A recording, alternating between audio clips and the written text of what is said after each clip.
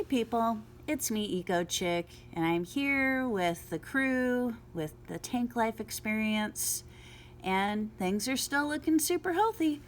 If you'll take a look, just take a close look at our little Alvin. Maybe even a closer look. Oops, sorry about that. Take a look at them. What do you notice today?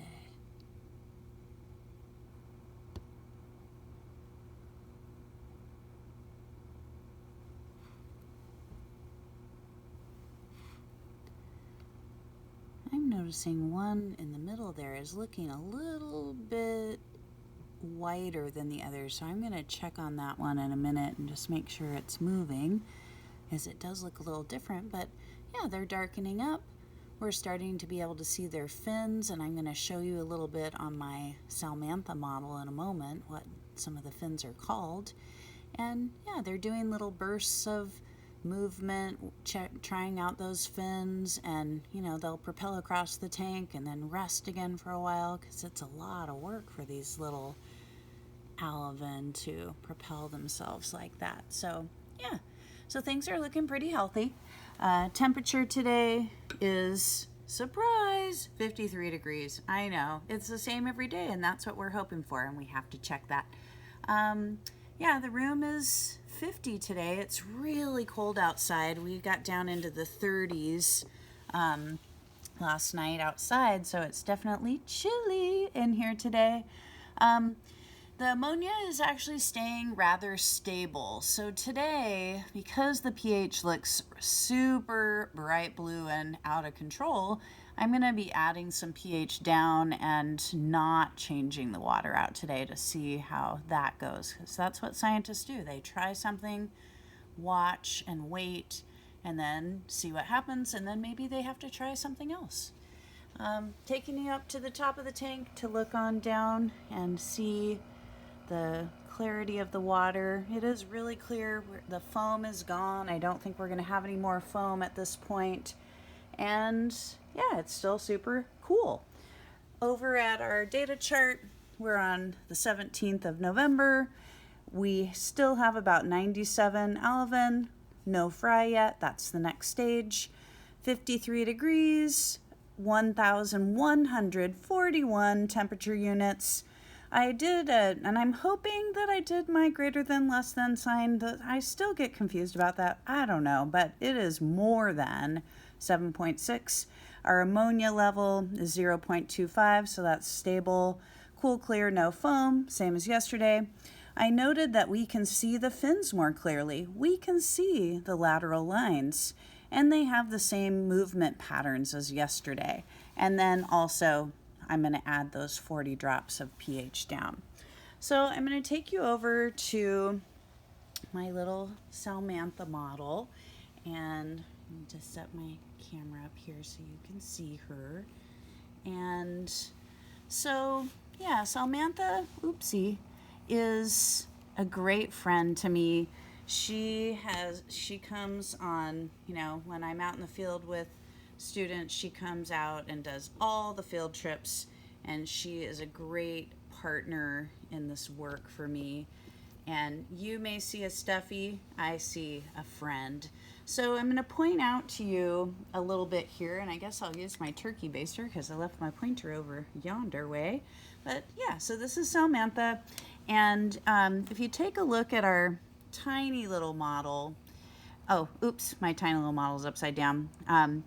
Yeah, you'll see that this is pink, so that is not a very accurate, model of our alvin, but you can, let me hold it by its egg sac instead. We're starting to make out these various fins. And so I have my Salmantha model here to just tell you a little bit about the parts of a salmon.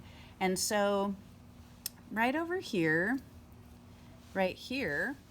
this part, it's called the nares. And the Chinook salmon, and actually the other salmon too, they have two little dots on the top of their nose there, and their smell is actually much more a greater sense for them than their sight. And so they're, being able to smell their way back home is very important for the spawning time. Underneath here, I wrote gills here, but really the gills are underneath this gill cover, and that's how they breathe. They breathe through their gills, and yeah, it's kind of a different way than what we do. And up top, you might know, you've probably heard of this fin. It's a very famous fin, especially on sharks, the dorsal fin. And this fin, it does stick out of the water when they're swimming along in shallow streams to make their way back home. And this one here, just like we have something in our chest called a pectoral muscle. Say that word, pectoral. Pectoral. So this is their pectoral or their chest fin. They have a pelvic fin. So we have a part of our body called the pelvis that's between our legs and our belly. And so they have a pelvic fin that helps propel them along.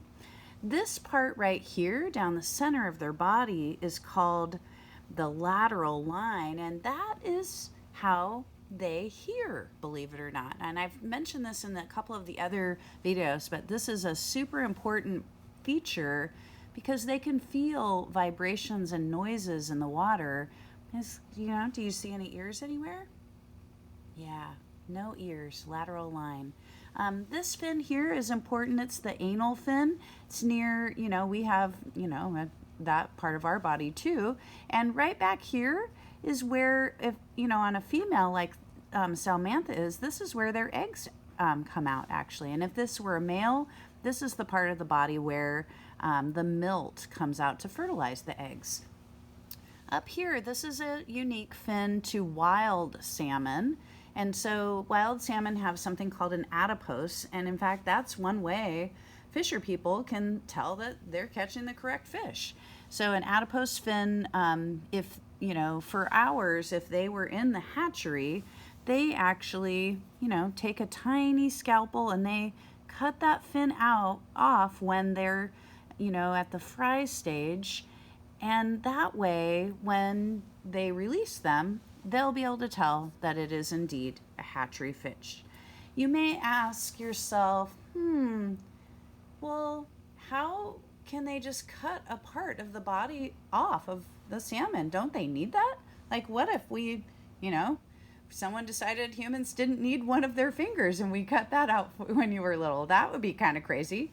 Well, scientifically, over time, it's been proven that this is kind of just a fatty fin, not just, but it's something that they've maintained through, millions and millions of years, because this species is over 10 million years old, and it's adapted to change over time. And so an adipose fin may have been super necessary at some point, but we don't have any information about that because, yeah, it's just still there. And finally, the tail fin or the caudal fin, and this is actually how they move. And so probably all my labels are going to fall off, but I'm going to pick Salmantha up here and just show you that Chinook, when they are swimming, let me bring this up a little bit. When the Chinook are swimming, take all those off. Believe it or not, they go like this. I hope you can see that. They're just moving their caudal fin, and it helps them, move along.